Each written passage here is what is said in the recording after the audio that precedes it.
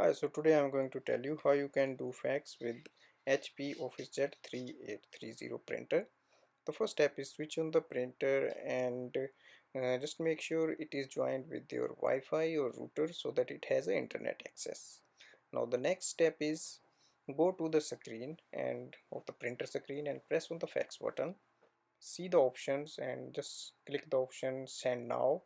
Now place a document you want to fax just on the top screen of the printer and enter the fax number.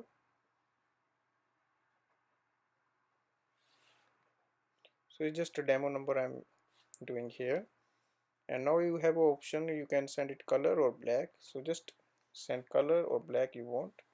It will be saying like dialing. Now once it is connected, it will scan and it will send that document and it will print a report for you as well once it is done. In case you want to cancel, you can just press the cancel button here and it will be canceling as well.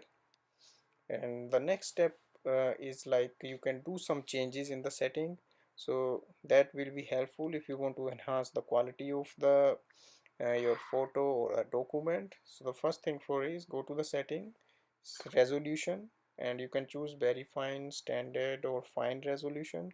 Just click the one you want, and if you are scanning a photo, then you can do photo as well.